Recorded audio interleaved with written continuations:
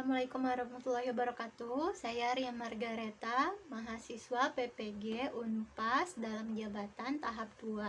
Hari ini saya akan melaksanakan praktik ujian kinerja mengajar di kelas 11 Natural Science Girls jam 11 hari Senin 23 November 2020 dengan nomor daftar ujian 2020303431. Berikut formulir pendaftaran saya. Bismillahirrahmanirrahim.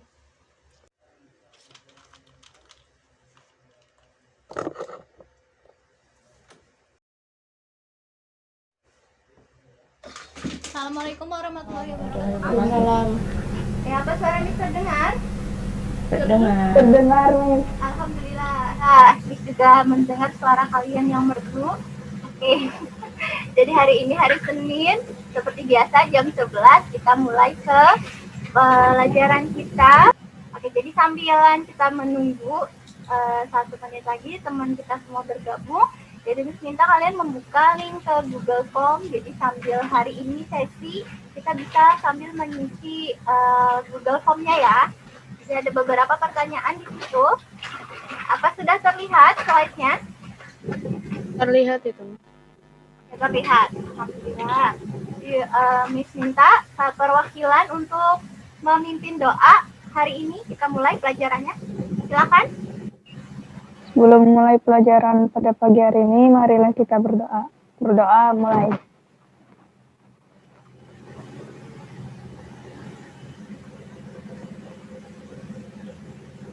Doa selesai. Oke ya. Terima kasih Desire. Kita lanjut ke quote kita seperti biasa. Jangan lelah-lelah belajar ya. Kita harus semangat. Oke, semangat semuanya, semangat semua siang. Ada yang ingat kemarin tentang bab apa?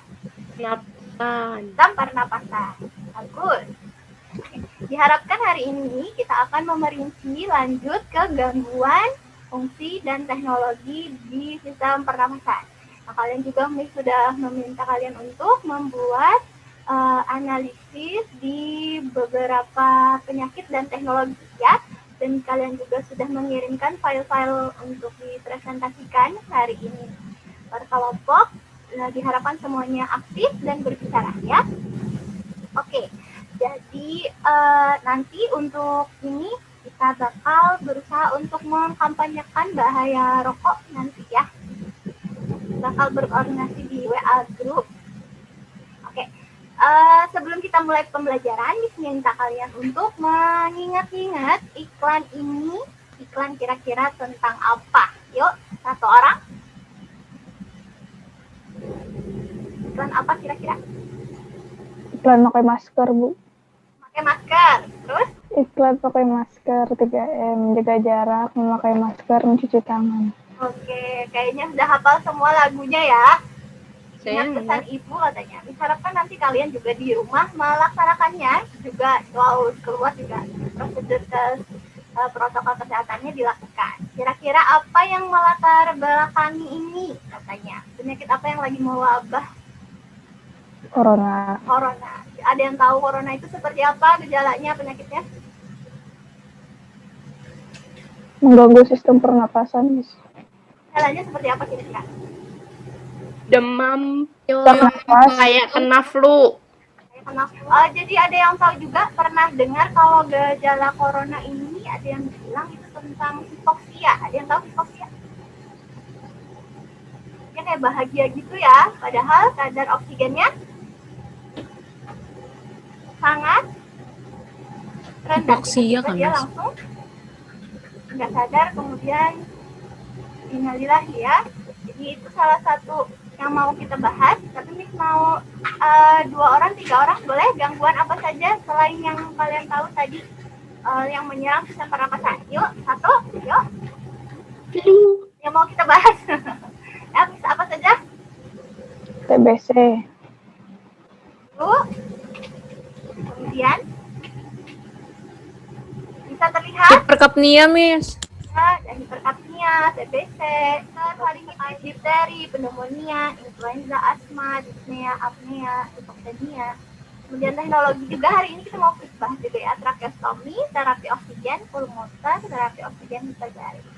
Jadi sambil diingat nih, minta kalian untuk membuka linknya ini ya, jangan sampai lupa. Jadi biar nanti waktu kita kelas kita sudah ke presentasikan untuk kerum 1 perempuan itu ada Aura, Rizka sama saya ya.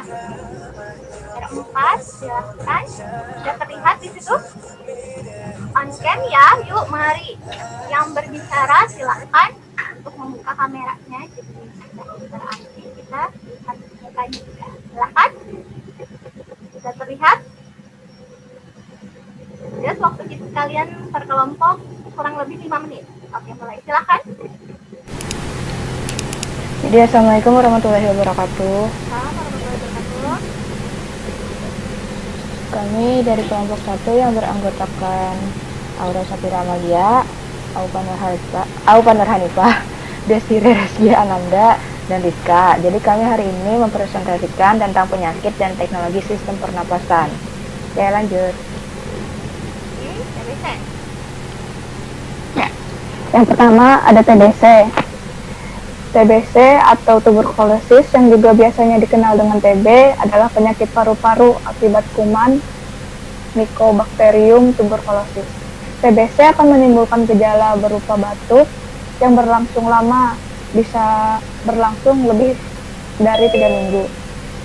Dan biasanya disertai dengan berdahak dan terkadang mengeluarkan darah. Kuman TBC tidak hanya menyerang paru-paru, tetapi juga bisa menyerang tulang, usus, atau kelenjar. Gejala TBC. Gejala TBC biasanya ada demam, tidak nafsu makan, lemas, berat badan turun, berkeringat di malam hari, dan nyeri badan. Next.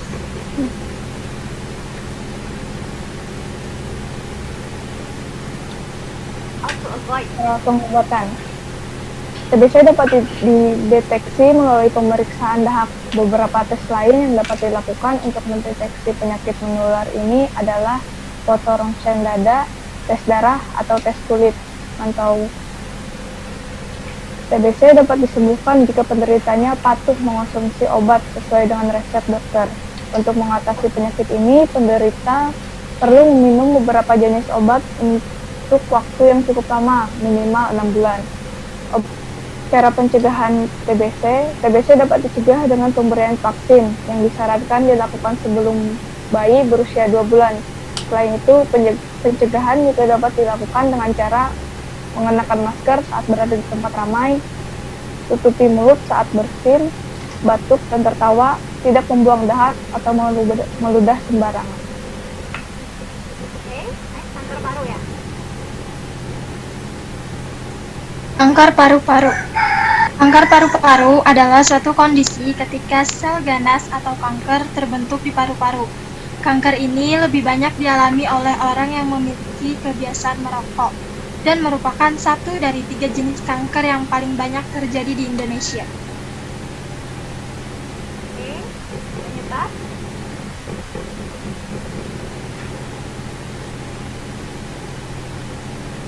Penyebab kanker paru-paru yaitu merokok, memiliki anggota keluarga yang juga menderita kanker paru-paru, tinggal atau bekerja di lingkungan yang tercemar zat kimia berbahaya, sering terpapar polusi udara, dan pernah menjalani radioterapi.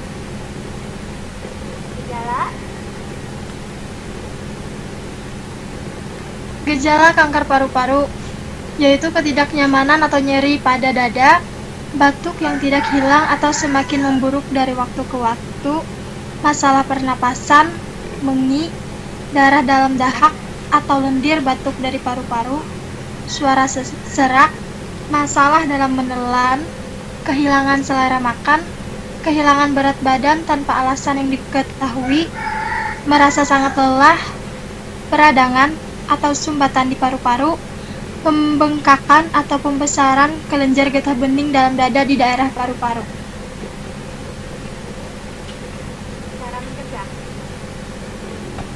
Cara mencegah kanker paru-paru yaitu tidak merokok, jauhi asap rokok, periksa paparan radon di rumah, waspadai paparan karsinogen, dan makan makanan yang sehat.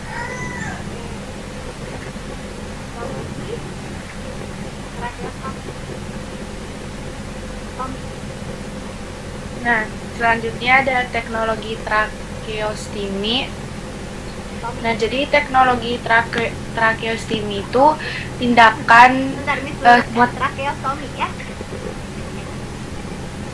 Nah, ya, jadi teknologi tracheostomy itu sebuah teknologi yang menindaklanjuti orang atau membedah orang yang ketika mereka tuh kesusahan napas. Teknologinya tuh membuat lubang pada saluran tenggorokan atau saluran udara di trakea, terus dipasangin tabung pernapasan untuk membantu mereka bernapas. Dan ini teknologinya untuk orang-orang yang kesusahan napas. Next. Nah, Tadi sudah ya? Nah, terus tujuan utamanya ada teknologi tracheostomy ini karena dilakukannya prosedur ini tuh untuk memudahkan masuknya oksigen ke paru-paru pasien. Jadi seperti yang sudah dibilang tadi tuh, ini teknologi khusus untuk orang-orang yang kesusahan napas atau menderita semacam gangguan sesak napas. Jadi adanya teknologi tracheostomy itu untuk membantu. Nah, penyebab dilakukannya itu karena gangguan pada trakea yang memengaruhi lapisan-lapisan tersebut dapat menyebabkan komplikasi yang serius, termasuk berkurangnya kadar oksigen ke paru-paru dan kegagalan pernapasan. Oke, atau dengan kata lain apa? Kenapa, Mas? Meninggal dunia, ya. Jadi harus cepat. Dan misal ada yang pernah mungkin nonton film, itu ada film orang tersedak makanan, ya. Jadi dengan cepat itu juga salah satu emergency treatment untuk memudahkan kembalinya udara ke saluran pernapasan. Jadi dari lupa. Jelasnya nanti kita akan membahas. Terima kasih kelompok 1, bagus sekali. Jadi semuanya sudah berbicara ya. Jadi kita ke kelompok 2. Silahkan kelompok 2 sudah bersiap. Miss punya Mulia, Salwa, Amal, dan Kansa. Gila ya. Mulia, Salwa, Gila, dan Kansa. Oke, silahkan. Nah, silahkan di-on-cam dulu. Sudah? Oke, ready? Bismillahirrahmanirrahim. Kita coba share materinya tentang faringitis, difteri, dan terapi oksigen. Silahkan. Faringitis. Ya. Dibuka. Opening, please. Bismillahirrahmanirrahim. Assalamualaikum warahmatullahi wabarakatuh. Kami dari kelompok 2 yang beranggotakan saya, Dila, Mumul, Salwa, dan Hansa akan mempresentasikan hasil diskusi kelompok kami. Jadi kami yang pertama akan menjelaskan tentang penyakit Faringitis. Faringitis. Faringitis. Oke. Faringitis adalah iritasi peradangan pada dinding faring yang dapat disebabkan akibat infeksi maupun non-infeksi. Gejala yang sering muncul pada faringitis adalah gatal dan kering di tenggorokan, suhu tubuh naik, rasa lesu dan nyeri di sendi, serta tidak nafsu makan. Terkadang bisa muncul rasa nyeri di telinga, suara menjadi parau dan serak. Ya, meningkat juga suhu tubuhnya juga ya. Lagi, ada yang mau dikatakan tentang faringitis cukup? Oke, next berarti difteri. Yuk, silakan. Anunya Miss belum Miss. Apa? Untuk cara menghindarinya akan dijelaskan oleh Mul. Jadi difteri adalah penyakit yang menyerang selaput lendir hidung.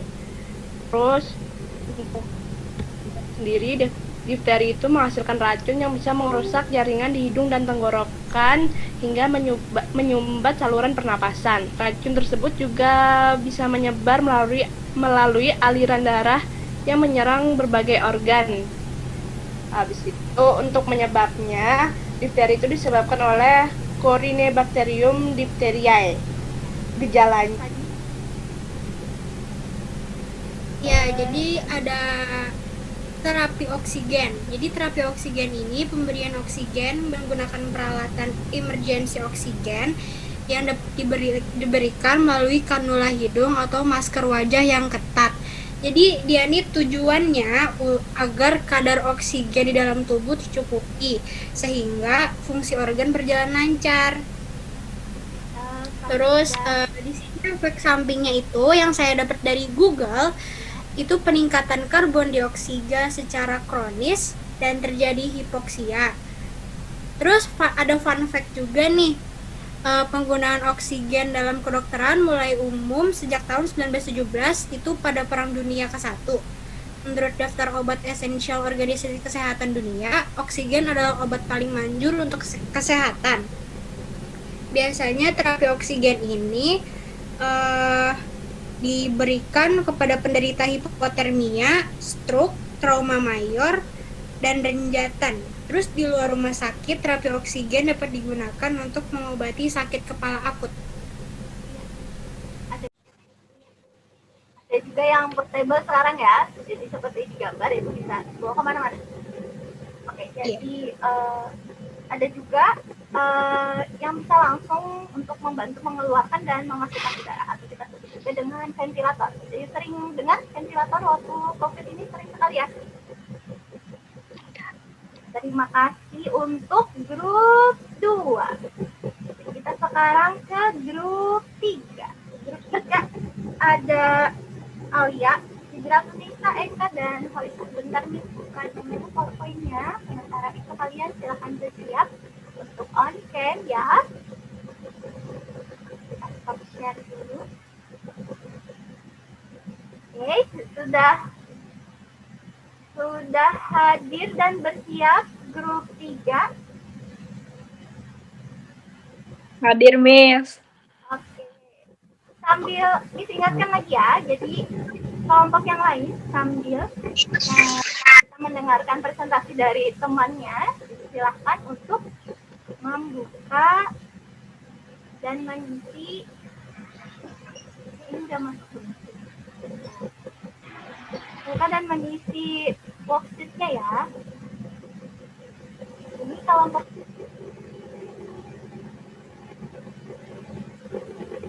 udah belum? Assalamualaikum warahmatullahi wabarakatuh. Kami dari kelompok 3 akan mempresentasikan hasil kerja kelompok kami tentang tentang penyakit dan teknologi sistem pernapasan. Ada penyakit pneumonia, yaitu adalah infeksi yang menimbulkan peradangan pada kantung udara di salah satu atau kedua paru-paru yang dapat berisi cairan.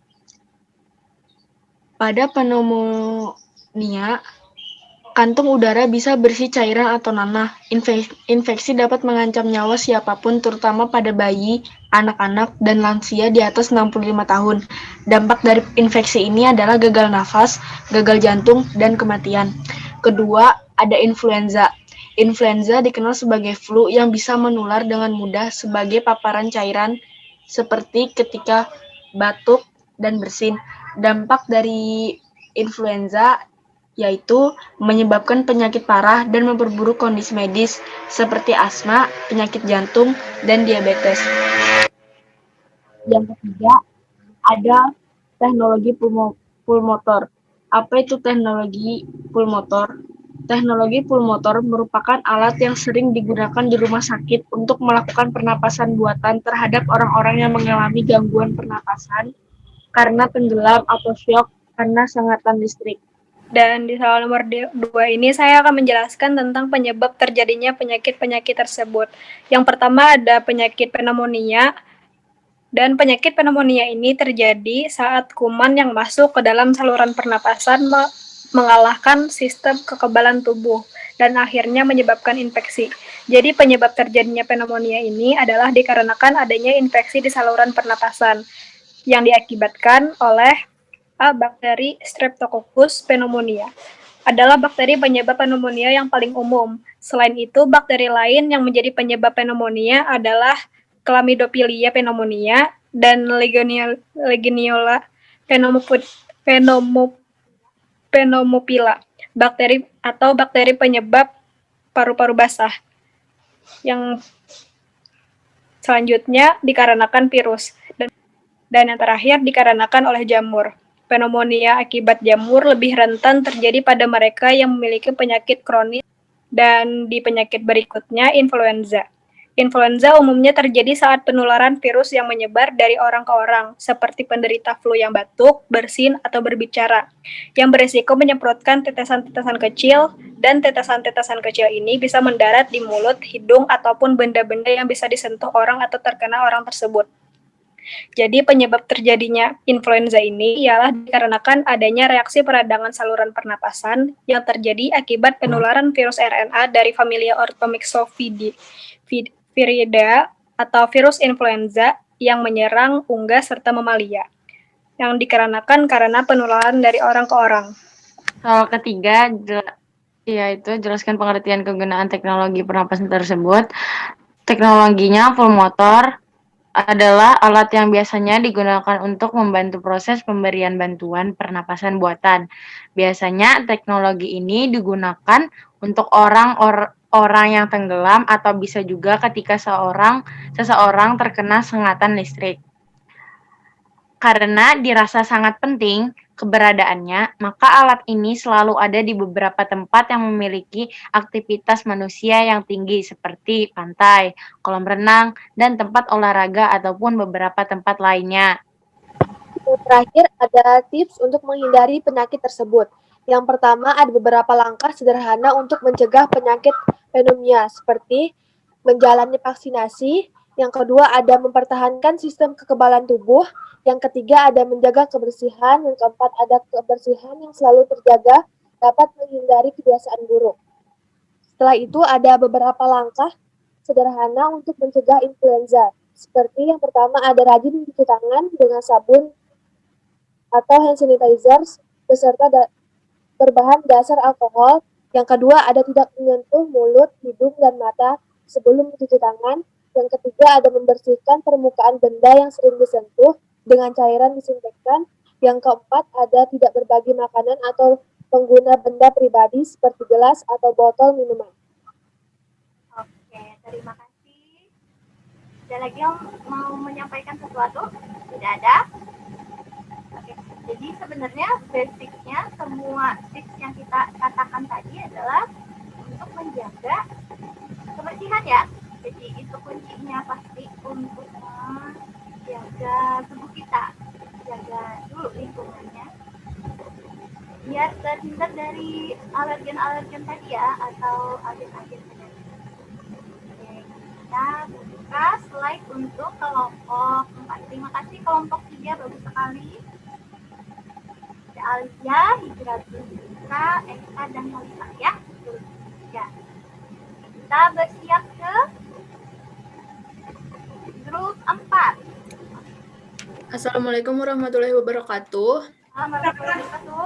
Kami dari kelompok 4 akan mempresentasikan tentang asma, dispnea, apnea, dan bahaya rokok. Pengertian. Asma adalah penyakit yang ditandai dengan penyempitan dan peradangan saluran pernapasan menyebab disebabkan oleh debu, asap, rokok, bulu binatang, udara dingin, aktivitas fisik, infeksi, virus, atau terpapar zat kimia. Pencegahan, mengatur pola hidup sehat, mengenali dan menghindari pemicu asma, mengikuti anjuran dokter, melakukan langkah pengobatan yang tepat. Dibedakan jadi dispnea akut dan kronis. Pencegahannya, hindari merokok, menjauhi paparan polusi atau alergen, tidak berada di tempat terlalu panas atau dingin, minum obat dengan arahan dokter, mengatasi stres dan beban pikiran dengan tepat. Ada apnea. Apnea adalah gangguan tidur serius berupa kondisi pernapasan yang terganggu saat seseorang sedang tidur. Akibatnya, penderita mengalami kondisi berhenti nafas ketika tidur. Gejalanya kalau tidur dia ngorok ya, apnea. Yuk, lanjut kok. Selanjutnya itu bahaya rokok. Dalam rokok mengandung kurang lebih 4.000 bahan kimia berbahaya yang dapat merusak tubuh. Yang pertama yaitu nikotin. Nikotin ini mempengaruhi sistem kerja otak, bersifat adiktif atau membuat tubuh menjadi kecanduan. Yang kedua, tar, mengandung senyawa karsinogenik yang dapat menyebabkan kanker dan merusak jaringan silia di paru-paru. Dampak rokok yang paling sering itu pada paru-paru, yaitu emfisema, bronkitis kronis, COPD, kanker paru-paru, dan Bagus sekali presentasinya. Terima kasih grup 4. Jihan, Nisa, Eda, Rojwa ya. Bersiap grup 5 ya. Hiperkapnia. Pengertian hiperkapnia terkadang juga disebut banyaknya karbon dioksida dalam tubuh. Keadaan ketika seorang tidak dapat bernapas secara normal dan karbon dioksida terbentuk dalam aliran darah, menyebabkan keseimbangan pH darah menjadi lebih asam. Gejalanya biasanya termasuk kecemasan, sakit kepala, dan sesak napas.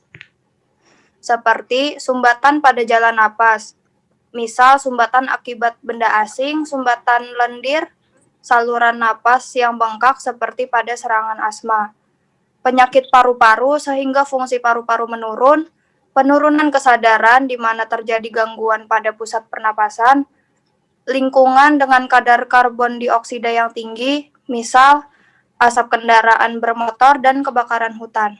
Tidak merokok, pola hidup yang sehat, dan menghindari lingkungan dengan karbon dioksida yang tinggi. Pengertian hipoksemia adalah di mana kondisi kadar oksigen dalam darah rendah.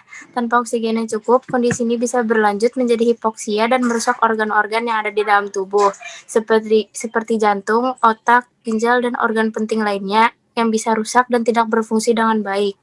Gejala yang terjadi seperti sesak nafas, batuk-batuk, jantung berdetak cepat, dan lain-lain. Berada di lingkungan dengan oksigen yang rendah, mempunyai masalah pada paru-paru. Tahan. 1. Latihan pernapasan dalam. 2. Menerapkan pola diet sehat. 3. Memperbanyak minum air putih. Terapi oksigen hiperbatik. Oksigen hiperbatik adalah salah satu metode pengobatan yang dilakukan dengan cara memberikan oksigen murni di dalam ruangan khusus bertekanan udara tinggi untuk dihirup pasien.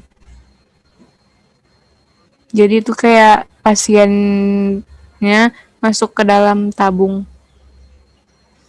Dalam tabung Terus ya, kayak ada kotak gitu dia masuk ke dalam. ya.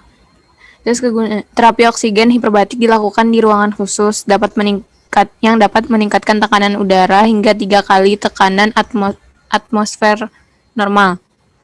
Peningkatan tekanan udara di dalam ruangan hiperbarik ini menyebabkan paru-paru pasien menyerap oksigen lebih banyak dari biasa. Itu tadi paparan dari kelompok 5. Miss mau nambahin juga. Boleh, silakan. Kalau hipoksemia itu kan dia kekurangan oksigen di dalam darah.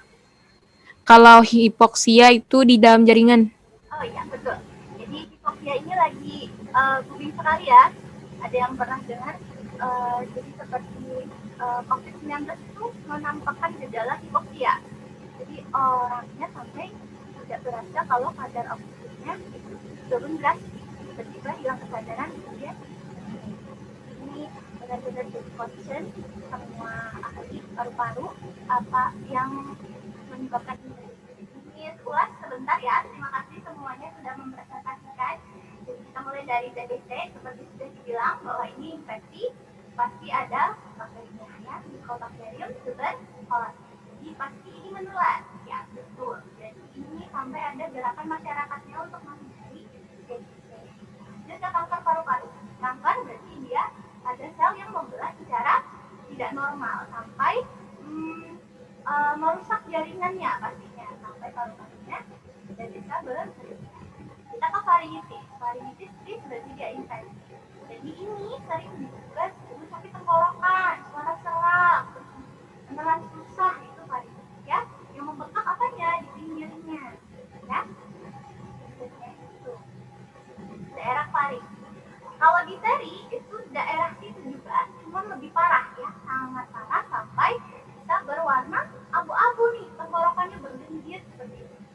Sampai apa? Sampai daerah situ itu menyulitkan untuk bernafas. Difteri ini juga sangat menular sampai ada vaksinnya untuk mencegah infeksi. Karena ini penyakit yang berbahaya ya. Pneumonia juga sama daerah paru juga, tapi parunya diisi oleh cairan, jadi susah juga pasti bernafas karena kita tahu paru kita tidak boleh berisi cairan, harus diisi ya. Jadi seperti ini, pastinya karena ada cairan, refleksnya pasti batuk ya. Jadi orang pneumonia menunjukkan gejala batuk. Influenza pasti kalian sudah tahu ya, tapi beda-beda. Kenapa? Gejala-gejalanya beda, setiap orang bisa efek virusnya karena virusnya berbeda-beda. Ini pasti sudah tahu, paling ampuh adalah meningkatkan sistem imun dan jaga istirahat. Kita ke asma. Asma penyempitan, jadi saluran nafas yang awalnya normal seperti ini menyempit, ini seperti ini ya. Jadi ada gerakan masyarakatnya juga untuk menghindari asma. Kita ke gejala-gejala seperti ini pasti sudah tahu ya, sampai berbunyi nafas. Ada dyspnea. Dyspnea ini orang yang sesak nafas, tapi asma bisa dyspnea juga. Salah satunya Pak. Jadi pada saat orang dyspnea itu lebih ke kontrol emosi. Jadi biasanya emosinya naik, dia sesak nafas ya. Dan beberapa penyakit yang lain yang mempengaruhi ya. Kita ke apnea. Apnea ini jadi salurannya ini tertutup pada saat tidur. Jadi kalau dia bernafas susah pasti. Maka kadang tertutup terbuka sampai ngorok hidungnya. Yang ngorok berarti itu salah satu gejala apnea. Bisa diterapi. Kita lihat terapi teknologinya seperti ini ya. Jadi dibantu dengan pemasangan nakes hypercapnia. Hypercapnia, apnea itu karbon dioksida ya. Cut hyper dengan gejala seperti ini. Kulitnya memerah sampai kejang-kejang. Karena kita tahu kalau karbon dioksida itu racun ya. Beda sedangkan hipoksemia. O-nya ini oksigen. Hipo berarti rendah. Dan oksigennya rendah. Bedanya apa? Di darah, yang satunya di sel, di jaringan. Oksigen di jaringan. Akibatnya apa? Ingat setiap sel kita pasti butuh oksigen. Tapi kalau misalnya tidak dapat oksigen, maka kita innalillahi wa inna ilaihi raji'un ya. Ekologi. Jadi tracheostomi itu apanya? Jadi dilubangin sebelah sini dimasukkan untuk mengubah jalan nafas biar udara lebih lancar. Jadi ada situasi tertentu yang menyebabkan dia tracheostomi. Terutama penyakit difteri akut dan rokok ya. Oke, jadi ini beberapa contoh penggunaan tabung oksigen. Jadi bisa portable, oksigen hebat. Bedanya ya, yang satu pakai masker, yang satunya diletakkan lagi di dalam satu ruangan. Ruangannya seperti macam-macam. Kita bisa telepon juga dengan berbicara dengan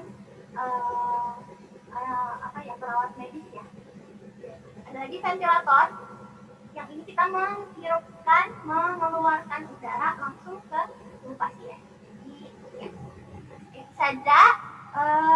Mau satu orang silakan mengungkapkan, memberi kesimpulan apa yang sudah kita pelajari pada hari ini. Silakan. Yuk. Silakan siapa saja boleh. Volunteer dulu. Akila, Rajwa, Bukida, Jihan, silakan. Jadi yang kita sudah pelajari adalah jadi kan yang saya dapat dari hari ini tuh kan banyak tuh penyakit-penyakit yang berhubungan dengan masalah pernafasan. Terus juga banyak teknologi-teknologi pemecahan masalah penyakit gitu nih, Miss. Bantu ya. Yang saya baru tahu. Sekali Kansa, terima kasih. Oke. Miss mau kira-kira concern apa? Kira-kira materi yang susah masih belum dipahami? Silakan.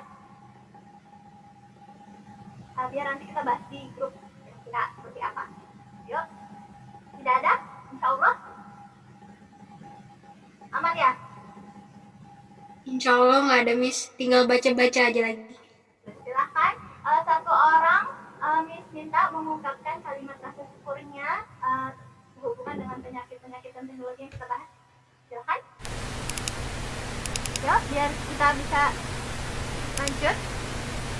Silahkan. We want to speak. Bersyukur hidup di Kalimantan banyak Tuhan. Dengan sehat ya Janah ya. Iya, bersyukur hidup nggak menjalani itu semua. Oh iya, mengerikan ya. Iya. Terima kasih. Semangat minggu depan kita sudah pas. Jadi nanti kita Miss akan share soal insya Allah sebagai latihan dan juga isi-isi ya. Sebagai agenda pembelajaran selanjutnya itu jadi kita nanti bakal berkoordinasi di WA Group untuk bagaimana caranya mengkampanyekan bahaya rokok ya. Silahkan satu orang pimpin berdoa, Desire boleh ketua kelasnya. Ya, sebelum menutup kelas pada hari ini, mari kita berdoa mulai selesai. Oke, terima kasih banyak. Semangat, tetap sehat ya. Assalamualaikum warahmatullahi wabarakatuh. Assalamualaikum warahmatullahi wabarakatuh. Bye-bye. Thank you, Miss. Assalamualaikum. Salam.